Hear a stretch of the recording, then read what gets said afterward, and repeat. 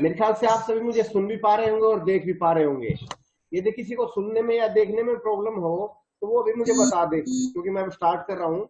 तो ऐसे में यदि किसी को ऐसा लगता है कि मेरी वॉइस किसी को पॉइंट पे क्लियर नहीं है, या फिर मेरा स्क्रीन आप नहीं देख पा रहे हैं, किसी को ऐसी प्रॉब्लम तो नहीं है ना? हेलो। अब मैं स्टार्ट करता हूँ। मेरे ख्याल से बुक सभी के पास होगी। आप लोग जब घर गए होंगे तो बुक सब जो फिजिक्स की बुक है वो अपने साथ लेके गए होंगे मेरे ख्याल से। And if you are not taken it with you, then you can adept an. नहीं हाँ नहीं है है तो सर। हाँ, मैं उसका सॉल्यूशन बताता हूँ।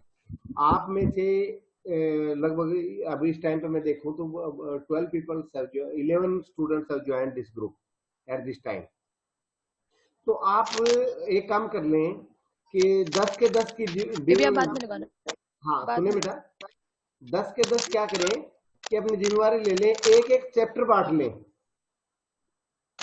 और कैम स्कैनर से जैसे एक जना स्कैन करेगा तो उस हार्डली उसको 15 से 20 पेपर स्कैन करने होंगे। जिसके पास भी बुक है ना, जैसे मान लिया 4 बच्चों के पास बुक है, तो वो क्या करेंगे, वो क्योंकि फर्स्ट ईयर की तो बुक मेरे पास घर पे पड़ी थी, मैं भी स्कैन कर देता हूँ। सेकंड ईयर की बुक जो है, सॉरी फाइनल ईयर की बुक जो है वो मेरे पास तो नहीं है, नहीं तो मैं कर देता। तुम जिसके पास भी है 4-5 बच्चों के पास, तो 20-30 पेज जो बांट ले अपने अपने, और उनको स्कैन करके ग्रुप में डाल दे तो वो सभी को मिल जाएगी। ठीक है, ये स्ट्रेटजी आप अपना ले कि जिनके पास बुक है 2, 4, 5, 6 बच्चों के पास, आप में से घर पे वो शेयर कर लें। या फिर कुछ ऐसे हैं कि वो खुद अपना तो नहीं लेके गए, पर पड़ोस में कोई ऐसा स्टूडेंट है, जैसे अदर स्टेट वाले हैं, तो उनको तो सेम सिलेबस की बुक नहीं मिलेगी, पर जो हरियाणा से बिलोंग करते हैं ऐसे विद्यार्थी हैं, ऐसे स्टूडेंट हैं, they can if they have not taken their book with them to home, then they can take help of any friend or any relative or any nearby person who is in the same standard or having the book. They can get it scanned.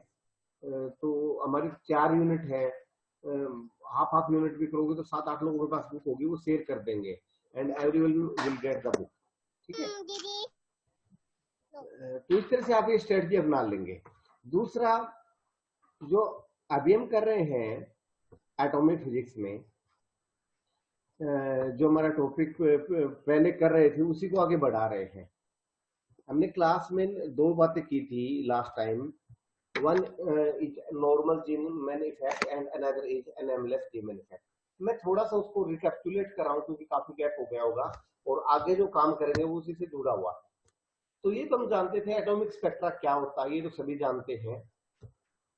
और जो spectra है वो visible region में भी हो सकता है, वो अल्ट्रावायलेट में भी हो सकता है, इंफ्रारेड में भी हो सकता है, ये भी हमें पता है।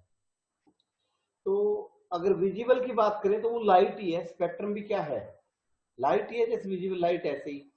And further we know that when this light is an electromagnetic wave.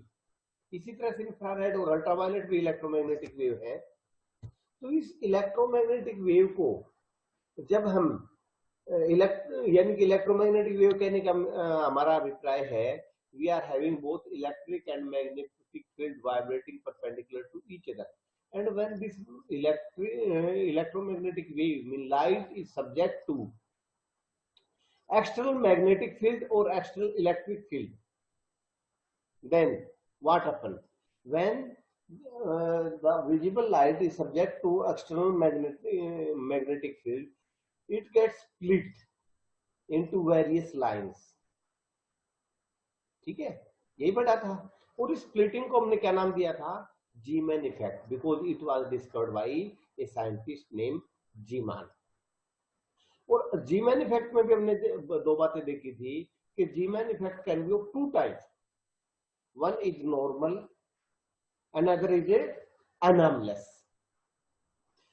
तो पहले भी देखिए, मैं दोबारा से इसको रिकैप्चुलेट कर रहा हूं। When an atomic spectra is subject to external magnetic field, then what happened, Zeeman effect, ये हमने पढ़ा है। और जब उसको एक्सटर्नल इलेक्ट्रिक फील्ड में रख देंगे then what would happen, then Stark effect will happen. तो अब इसको वन बाय वन करता हूं कि किसी भी एटॉमिक स्पेक्ट्रम को हमने वीक मैग्नेटिक फील्ड में रख दिया, मैग्नेटिक फील्ड में रखा पर वीक में रखा, तो क्या होगा, जी मैन इफेक्ट। और स्ट्रॉन्ग मैग्नेटिक फील्ड में रख दे तो क्या हो जाएगा, पास्ट एंड बैक इफेक्ट। और इलेक्ट्रिक फील्ड में रख देंगे तो मेरे सामने जो है वो तीन चीजें आ गई। पहला तो क्या आ गया कि मैग्नेटिक फील्ड में रखा तो क्या हुआ, या तो जी मैन इफेक्ट होगा या पास्ट एंड इफेक्ट होगा, और जब उसको इलेक्ट्रिक फील्ड में रखेंगे तो स्टार्क इफेक्ट होगा। तो वापिस आता हूं मैं, when a atomic spectra is subject to weak magnetic field, then what happen, G-man effect. Strong magnetic field, fast and back effect. तो G-man effect जब होता है तो that can also be of two types. G-man effect में भी फिर से क्या आ गया, दो तरह का G-man effect हो गया। पहला G-man effect कौन सा है, देखिए हम जानते हैं कोई भी एटॉमिक कोई भी एटम है उसके अंदर दो तरह के मोमेंटम हो सकते हैं, one is angular, it's orbital angular momentum, and another is it's spin momentum. ये बातें सब पढ़ चुके हैं, मैं उसको रिकैपिटुलेट कर रहा हूं क्योंकि जीमान इफेक्ट हम कंप्लीट कर चुके हैं। तो यदि मैग्नेटिक फील्ड जो हमने एक्सटर्नली अप्लाई किया है, if that magnetic field interact only with the angular momentum, not with the spin, spin को भूल जाइए, स्पिन नहीं है, सिर्फ एंगुलर मोमेंटम से वो इंटरेक्ट करे, तो उसकी वजह से जो लाइन का स्प्लिटिंग होगा उसको क्या नाम देंगे हम, नॉर्मल जीमैन। और हम उसमें देखते हैं कि तीन कंपोनेंट में वो टूट जाता है, ठीक है ना, सिग्मा और pi plus pi minus component जो टूट जाता है। स्पेक्ट्रम लाइन, एक लाइन की तीन लाइनें बन जाती है, एक लेफ्ट एक राइट और एक सेंटर पे, और तीनों लाइन जो होता है उसका कारण क्या होता है, जो है external magnetic field interact with the angular momentum, orbital angular momentum. पर यदि स्पिन कुछ, ये हाइड्रोजन को तो एक्सप्लेन कर देगा, पर कुछ एटॉमिक स्पेक्ट्रा जैसे सोडियम का है उससे ये एक्सप्लेन नहीं हो पाया। तो फिर देखा गया कि what is the reason behind it. तो व्हेन रीजन वाज स्टडीड तो ये पाया गया कि एक्चुअल में ऑर्बिटल एंगुलर मोमेंटम अकेले से इंटरेक्ट नहीं करता magnetic field, that also interact with the spin, वो स्पिन से इंटरेक्ट करता है। तो पहले क्या होता है, ऑर्बिटल एंगुलर मोमेंटम और स्पिन एंगुलर मोमेंटम दे कपल टुगेदर, एलएस कपलिंग होती है, और एलएस कपलिंग से क्या बनता है, जे बनता है। और वो जे जो होता है वो प्रोसेस करता है, घूमता किसके राउंड, कॉनिकल शेप में घूमता किसके राउंड, अप्लाइड मैग्नेटिक फील्ड के में। तो जो एलएस कपलिंग के बाद जो जे कंपोनेंट डेवलप होता है, जे वेक्टर की प्रोसेसन के कारण जो स्प्लिटिंग होती है वो तीन लाइन से ज्यादा होती है, that is up to 10 lines, that is known as anomalous Zeeman effect. Anomalous Zeeman effect is anomalous in the sense that it can be explained by the spin orbit interaction theory. तो ये हमने पढ़ चुके हैं। अब मैं last में summarise कर रहा हूं, what is difference between normal Zeeman effect and anomalous Zeeman effect. Normal Zeeman effect is the splitting of spectral line in atomic spectra due to the interaction between the external magnetic field and the orbital magnetic moment. यानी कि इसमें क्या होता है, external magnetic field होता है जो हम अप्लाई करते हैं, और एटम के अंदर ऑर्बिटल मैग्नेटिक मोमेंट होता है। पर एनॉमलस जीमैन इफेक्ट में क्या होता है, interaction between external magnetic field and combine orbital and intrinsic magnetic moment, यानी कि ऑर्बिटल और स्पिन मैग्नेटिक मोमेंट का जो रिजल्टेंट है वो मैग्नेटिक फील्ड से इंटरेक्ट करता है। Another difference is normal Zeeman effect वही देखने को मिलता है जहां इफेक्टिव और नेट स्पिन क्या है, जीरो है, और ये किसमें देखने को मिलता है, जिसमें इलेक्ट्रॉनिक स्पिन हो, और इलेक्ट्रॉनिक स्पिन कितनी मिलेगी, half integral multiple, half plus half minus half मिलेगी। नॉर्मल जीवन इफेक्ट देखने को मिलता है। नॉर्मल जीवन इफेक्ट में one spectral line is split into triplet, ये हमने देखा था, पाई माइनस, पाई प्लस और सिग्मा कंपोनेंट में टूट जाता है। while in case of anomalous Zeeman effect, this splitting is not fixed up to 3, it may be up to 10, 4, 5, 6, 7, 8, 9, 10, it can take any value of splitting। यानी कि एक line की 3 line बनती है नॉर्मल में, और 3 से ज्यादा 4, 5, 6 कितनी भी बन सकते हैं डिपेंडिंग ऑन नेचर, ठीक है। And normal Zeeman effect occur due to the presence of orbital magnetic moment and occur due to the presence of orbital and intrinsic magnetic moment. Intrinsic magnetic moment means spin magnetic moment. तो ये जो है इन दोनों के difference थे। तो जैसा कि मैं बात कर रहा था कि जब किसी भी एटॉमिक स्पेक्ट्रा को वीक मैग्नेटिक फील्ड में रख देते हैं, और वो मैग्नेटिक फील्ड खुद का नहीं, बाहर से मैग्नेटिक फील्ड अप्लाई करते हैं। When an atomic spectra is subject to externally applied magnetic field, weak magnetic field, then Zeeman effect आता है। उसके बारे में पढ़ चुके दो तरह के।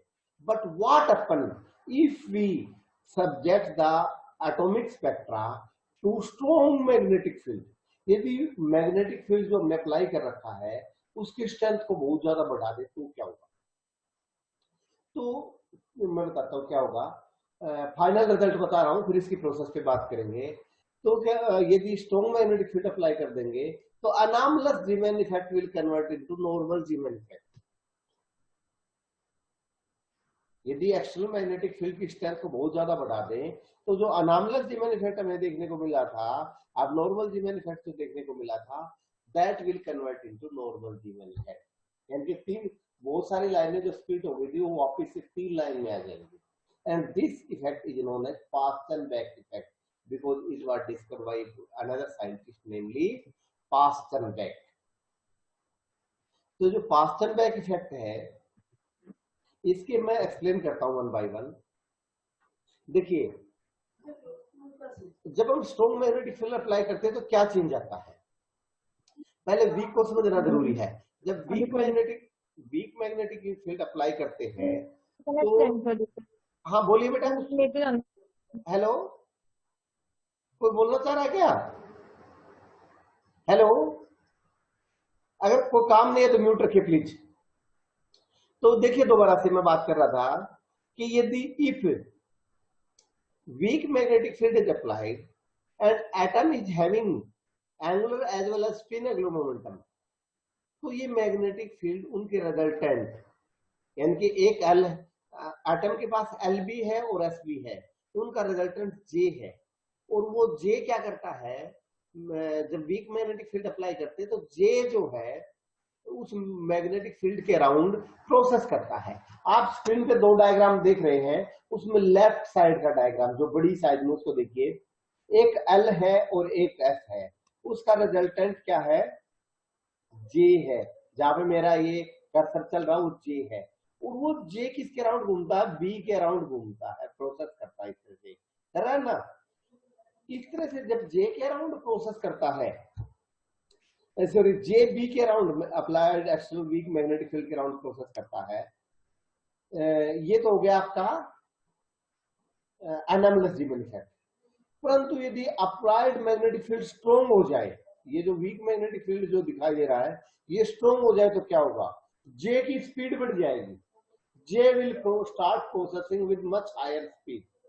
जे की प्रोसेसिंग की स्पीड बढ़ जाएगी, और जे की प्रोसेसिंग की स्पीड बढ़ने से क्या होगा कि जो एल और एस के बीच की कपलिंग है वो दैट विल ब्रेक।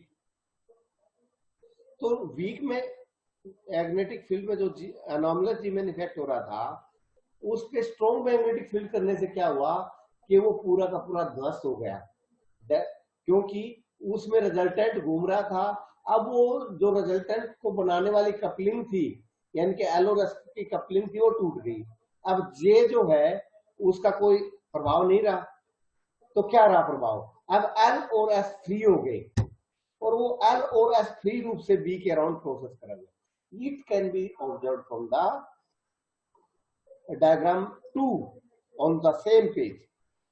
अब एल बच गया और एस बच गया, ये एल और एस बी के अराउंड यानी कि अप्लाइड स्ट्रॉन्ग मैग्नेटिक फील्ड के अराउंड बहुत तेज स्पीड से प्रोसेस करेंगे। आ रहा समझ में या नहीं?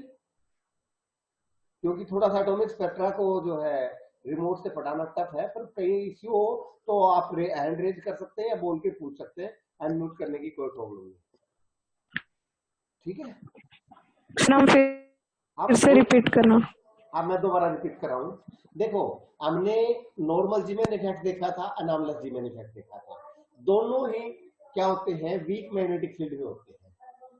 ठीक है, जब वीक मैग्नेटिक फील्ड अप्लाई करते हैं तो यदि सिर्फ ऑर्बिटल एंगुलर मोमेंटम से इंटरेक्शन हो तो नॉर्मल जी में इफेक्ट हो जाता है, और यदि ऑर्बिटल और स्पिन एंगुलर मोमेंटम के रिजल्टेंट जे से अप्लाइड मैग्नेटिक फील्ड की इंटरेक्शन हो तो वो क्या हो जाता है, एनॉमलस जी में इफेक्ट। यदि अप्लाइड मैग्नेटिक फील्ड की स्ट्रेंथ को बढ़ा दें यानी कि स्ट्रॉन्ग मैग्नेटिक फील्ड अप्लाई कर दें तो क्या होगा, स्ट्रॉन्ग मैग्नेटिक फील्ड अप्लाई करने की वजह से जो अनॉमलस जीमेन इफेक्ट है that will convert back to the normal Zeeman effect. This phenomena is known as Pasternak effect. मैं दोबारा से शॉर्ट में कहना चाहूं तो I can say that Pasternak effect is the effect in which the spin and angular orbital momentum interact with the strong external magnetic field, यानी कि strong external magnetic field को अप्लाई कर दे तो उस इंटरेक्शन की वजह से एटॉमिक स्पेक्ट्रा में जो स्प्लिटिंग होगी that is known as Paschen effect. अब मैं देखता हूं पास्टन इफेक्ट क्या है कि अप्लाइड अनॉमलस जीमेन इफेक्ट किसमें बदल जाएगा, नॉर्मल जीमेन इफेक्ट में। तो पहले मैं जो डायग्राम 1 है दैट इज रिप्रेजेंटिंग अनॉमलस जीमेन इफेक्ट, और डायग्राम 2 बता रहा है कि कैसे स्ट्रॉन्ग मैग्नेटिक फील्ड, पहला जो डायग्राम है वो अनॉमलस जीमेन इफेक्ट को एक्सप्लेन कर रहा है, तो श्योरली वो क्या है, पुअर मैग्नेटिक फील्ड के साथ है, और दूसरा जो डायग्राम है वो पास्टनबैक इफेक्ट को रिप्रेजेंट कर रहा है, तो श्योरली वो क्या है, स्ट्रॉन्ग मैग्नेटिक फील्ड के साथ है। तो यदि मैं लेफ्ट साइड के डायग्राम को देखूं तो लेफ्ट साइड के डायग्राम में क्या है कि आपका एक कंपोनेंट है L, that is L mean orbital angular momentum, किसी दूसरी डायरेक्शन में एस है, वो एस यहां भी हो सकता है, मैं यहां भी दिखा सकता हूं, यहां भी दिखा सकता हूं, पर मैं जनरली क्या करता हूं, दो वेक्टर हैं तो उनका resultant triangle law of vector addition से लेना बहुत आसान है, तो मैं एल के सामने एस जिस भी डायरेक्शन होता दिखा देता हूं ताकि उसका रिजल्टेंट जे, ये जो जे है ये आसानी से दिखाया जा सके, इसलिए मैं एल और एस को जोड़ के दिखा रहा हूं। ठीक है, तो एल और एस के बीच कपलिंग होती है, उसका स्पिन ऑर्बिट इंटरेक्शन जो हमने पढ़ा था उसमें एल एस कपलिंग पड़ी थी, उस एल एस कपलिंग में क्या हो गया, एल और एस जो कंपोनेंट है वो कपल करके कंपोनेंट बनाते J, that is J vector is equal to L vector plus S vector, और जे भी क्वांटाइज होगा जिसके क्वांटाइजेशन कंडीशन ऊपर लिखी हुई है, मेंशन है। ठीक है, अब क्या है कि आप देखोगे जो वीक मैग्नेटिक फील्ड अप्लाई कर रखा बी, जो ब्लू एरो से दिखा रखा जेड डायरेक्शन में, तो जो बी है उसके अराउंड कौन प्रोसेस कर रहा है, उसके अराउंड कौन कौन बना रहा है, जे बना रहा है, एल उसके अराउंड कौन नहीं बना रहा, एल तो किसके अराउंड बना रहा है, जे के अराउंड, एस किसके अराउंड बना रहा है, एस अपने कंपोनेंट के अराउंड बना रहा है, परंतु जो जे है वो कौन किसके अराउंड बना रहा है, जेड एक्सिस, और जेड एक्सिस के अराउंड कौन है, बी, तो हम कह सकते हैं एल और एस का रिजल्टेंट जो है that is processing slowly around the applied external week magnetic field, जो हमने वीक मैग्नेटिक फील्ड अप्लाई कर रखा है डायरेक्शन में उसके अराउंड जे कंपोनेंट प्रोसेस कर रहा है, जे का मतलब resultant of L and S. ये था आपका अनॉमलस जीमेन effect, but now condition is different when applied magnetic field becomes strong.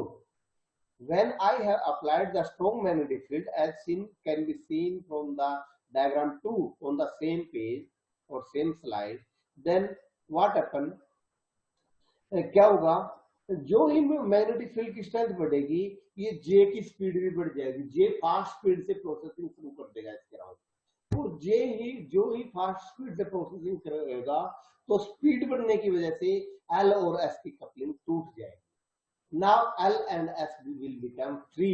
L और एस के फ्री होने से क्या होगा कि दोनों में कोई जुड़ाव तो है नहीं।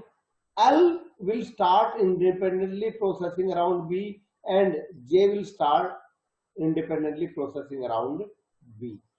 तो आप देखोगे कि L जो है वो किसके राउंड कर रहा है, Z डायरेक्शन के राउंड प्रोसेस कर रहा है, और एस बी के राउंड ही कर रहा है। बी एक लाइन में नहीं है, बी की ऐसी बहुत सी लाइनें हैं, पैरेलल लाइनें।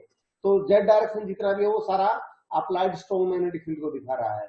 तो एस बी क्या करता है, Z डायरेक्शन के राउंड प्रोसेस करता है, और बी किसके राउंड प्रोसेस करता है, जेड डायरेक्शन के राउंड प्रोसेस करता है। जेड डायरेक्शन में कौन है, अप्लाइड मैग्नेटिक फील्ड। जो ब्लू लाइन दिखा रखी है कोई सिंगल लाइन नहीं है, ऐसी बहुत सारी लाइन हो सकती है मैग्नेटिक फील्ड की सेम डायरेक्शन में, ठीक है, यूनिफॉर्म मैग्नेटिक फील्ड है, ये स्ट्रॉन्ग मैग्नेटिक फील्ड है यूनिफॉर्म।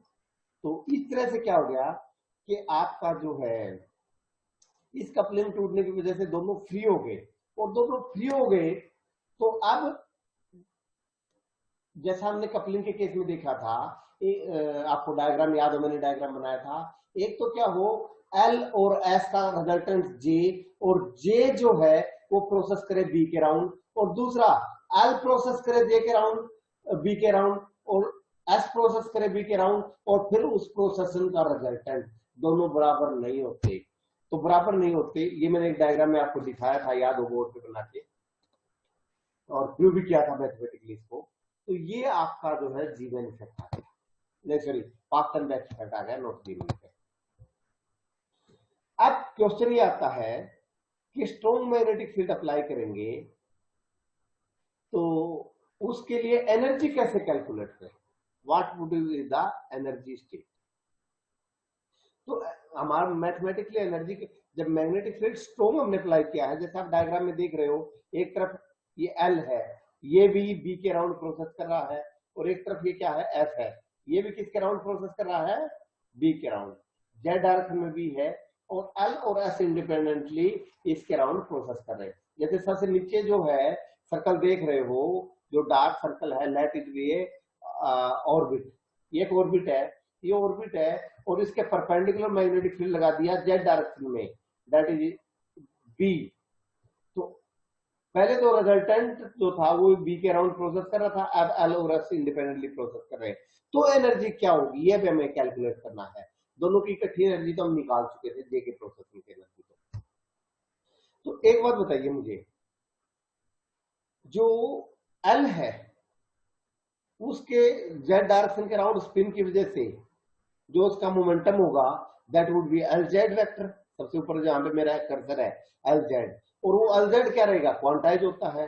तो L Z would be M L into H cross, H cross mean H upon 2 pi. तो L Z vector would be, मैं 15-20 मिनट बैठे, ठीक है, L Z would be equal to M L into H upon 2 pi. और ऐसी spin की वजह से जो मोमेंटम होगा, spin momentum S Z would be M S into में एच 2 पाई, वो भी क्वांटाइज होगा। तो ये आपकी वैल्यू आ गई। दूसरा हमने पहले निकाला था Bohr magneton ratio mu L upon L, वो ई बाई 2 हम आया था। ये हमने लार्बर प्रोसेसन में किया था, म्यू एल की वैल्यू निकाल ली, म्यू एल अपॉन एल की वैल्यू निकाल ली थी, और म्यू एस अपॉन एस की वैल्यू निकाली थी, वो उसकी ट्वाइस आई थी, ट्वाइस ऑफ ई बाई 2। दूसरा हमने लार्बर प्रोसेसन फ्रीक्वेंसी निकाल ली थी। तो अब पहले तो जे कंपोनेंट अकेला जो है प्रोसेस कर रहा था, अब दो कंपोनेंट प्रोसेस कर रहे हैं, एल कंपोनेंट और एस कंपोनेंट। तो लार्बर प्रोसेसन की वजह से एल कंपोनेंट की फ्रीक्वेंसी ओमेगा एल कितनी आएगी, Larmor precession frequency omega L, that would be mu L upon L into B. ये लार्बर प्रोसेसन में हमने पढ़ा था। और ओमेगा एस कितना आएगा, ओमेगा एस इंटू बी, ये निकाल लेंगे। तो ओमेगा एल को जब कैलकुलेट करेंगे mu L upon L into B, तो कितना आ जाएगा, म्यू एल अपॉन एल ये हमने मेंशन कर रखा ई बाई 2 इंटू बी, और omega S is equal to E 2e by 2m into B, ठीक है। एक तो ये बात आ गई। और दूसरा हमें ये पता ही है कि यहाँ पे जो म्यूएल की वैल्यू कितनी होगी, वो प्लस एल से माइनस एल के बीच में होगी, और इसी तरह से म्यूएस की वैल्यू जो होगी वो प्लस एस से माइनस एस के बीच में होगी। तो इस तरह से कितनी वैल्यू हो जाएंगी टोटल एल की, माइनस एल से प्लस एल तक कितनी वैल्यू हो जाएंगी, 2l + 1, क्योंकि माइनस एल से प्लस एल और बीच में क्या, जीरो, जीरो तो एक वैल्यू हो गई, और एल राइट साइड हो गई और एल लेफ्ट साइड, तो 12 + 1 वैल्यू होगी। इसी तरह से म्यू एस की वैल्यू जो होंगी वो कितनी होंगी, माइनस उसकी वैल्यू जो होगी वो माइनस एस से प्लस एस तक होगी, और उसके नंबर काउंट करेंगे तो कितनी वैल्यू हो जाएंगी, 2s + 1 वैल्यूज हो जाएंगी। तो अब कैलकुलेट करते हैं एनर्जी। एनर्जी दोनों की अलग अलग निकालनी होगी, फिर उसका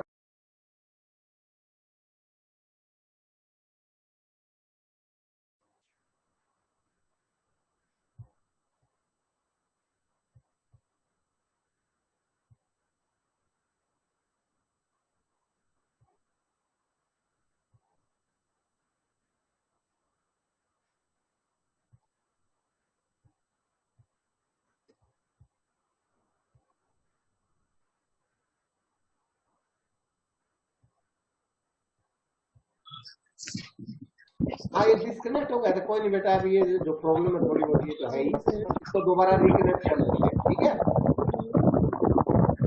और यदि आपको कुछ बोलना नहीं है तो अनम्यूट कर दो, क्योंकि म्यूट कर दो, क्योंकि डिस्टर्बेंस हो जाती है।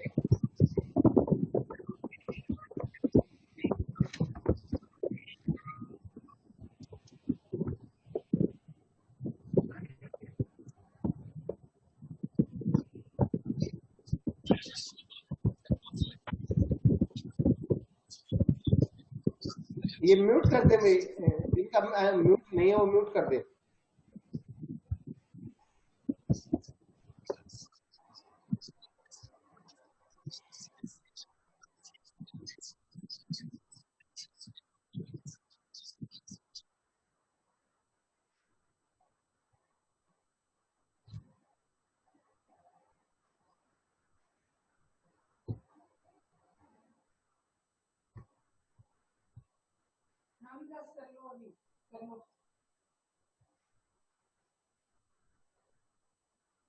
शुरू करते ना, मेरे ख्याल सभी आ गए। तो let me resume from the position we have left.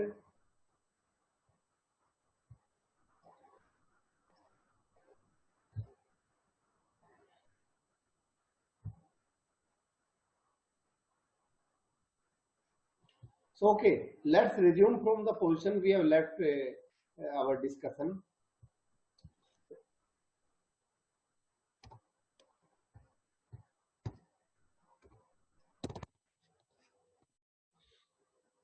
So we are at the position to calculate the energy, and we have to calculate two energy, one for the Larmor procession of L and another for the Larmor procession of S.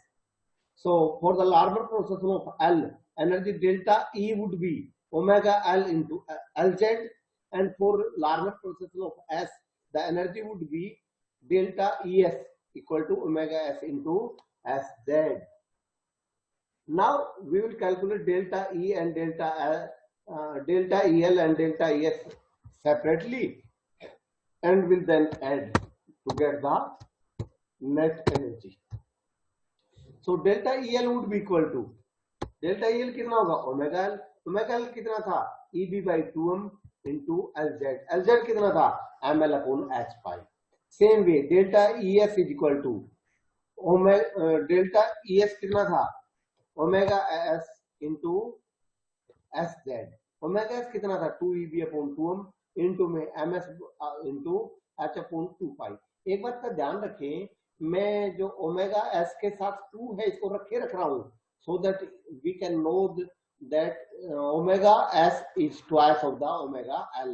Omega s is equal to 2 omega L.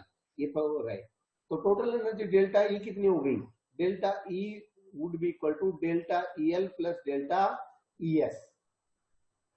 तो delta E is equal to, दोनों की value रख देंगे यहाँ पे, यहाँ से ये रख दिया और यहाँ से ये रख दिया, तो इसमें से कॉमन कौन आ जाएगा, EB H upon 4 पाई m आ जाएगा।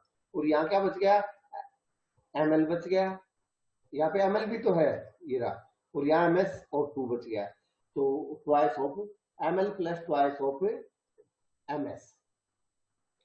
तो जो डेल्टा टी एनर्जी को यदि हम वेव की टर्म नंबर के टर्म में एक्सप्रेस करें तो वो डेल्टा टी होगा, तो डेल्टा टी से रिप्रेजेंट करें, ठीक है, एनर्जी टर्म में तो आ गया, उसको वेव नंबर के टर्म में एक्सप्रेस करें तो वो that would be equal to delta E upon H, जिसको हम माइनस डेल्टा टी नाम देंगे क्योंकि ये नेगेटिव एनर्जी है, बाइंडिंग एनर्जी है। तो minus delta T is equal to, minus delta T कितना होगा, E B H upon 4 pi M, H से एच कट जाएगा तो नीचे सी बच जाएगा, ऊपर से एच हट जाएगा, तो E B upon 4 pi M C और M L plus 2 M S, और फाइनल क्या आ जाएगा, minus delta T is equal to M L plus 2 M S और E B upon 4 pi M C, इसको हमने क्या नाम दिया था, gyroscopic ratio, that is L dash, तो इसको हम क्या नाम देंगे, minus delta T is equal to ml plus 2 ms into l dash, this is the energy in term of a wave number। ये हमने कैलकुलेट कर दी एनर्जी, एनर्जी हमने जो है जनरल फॉर्म में भी कैलकुलेट कर ली और वेव नंबर के फॉर्म में भी कैलकुलेट कर ली। जनरल फॉर्म में डेल्टा ई से आ गई और वेव नंबर के फॉर्म में माइनस डेल्टा टी से आ गई। अब एक बात बताइए, जब एल और एस कपल्ड थे तो उस समय प्रोसेस कौन कर रहा था, जे कर रहा था, और जे की वैल्यू माइनस जे से प्लस जे तक थी, तो टोटल वैल्यू इसकी 2j प्लस 1 थी। तो जो टोटल वैल्यू पॉसिबिलिटी थी एनर्जी स्टेट की, तो वो कितनी थी, there can be 2j plus 1 possible energy states in that case, in case of anomalous Zeeman effect, but here L and S are processing separately. तो एल की energy कितनी है, स्टेट है 12 प्लस 1 है, और ऐसे एस की कितनी है 2s प्लस 1 है, तो टोटल पॉसिबल एनर्जी स्टेट कितनी होंगी 12 प्लस 1 इंटू 2s प्लस 1। तो ये जो एनर्जी स्टेट की संख्या है ये भी चेंज होगी, पहले एनर्जी स्टेट का नंबर कितना था 2j प्लस 1 और अब कितना हो गया 12 प्लस 1 इंटू 2s प्लस 1। तो अब जो है हमारी एनर्जी स्टेट हम कैलकुलेट करेंगे वो इतनी करेंगे, हमने 2j प्लस 1 की थी ना, एक जंपिंग से दूसरी जंपिंग के लिए एनर्जी स्टेट को कैलकुलेट किया था और एक टेबल बनाई थी कि कौन कौन सी हो सकती है, किसी में 1 स्टेट हो सकती है, किसी में 3/2 एस हाफ हो सकती है और 1/2 एस हाफ हो सकती है, ये सब एनर्जी स्टेट की थी हमने। तो यहाँ पे कितनी एनर्जी स्टेट होंगी 2l प्लस 1 इंटू में 2s प्लस 1, इतनी एल की वजह से और इतनी एस की वजह से नेट कितनी होंगी प्रोडक्ट। हेलो आप बोलिए सर, हमारी 11:45 पे क्लास है केमिस्ट्री की। बस इसको तो कहो तो अभी पूरा कर दूं मैं इसको, क्योंकि इसके बाद मुझे स्टार सेट करवाना है, पार्सन बैक इफेक्ट पूरा तो हो गया सर है। यहीं पर पॉज कर दीजिए, कल कंटिन्यू कर लेंगे, नहीं तो फिर ठीक है उधर का हमारा छूट जाएगा। ठीक है बेटा, ओके बाय। Okay sir. फिर इसके बाद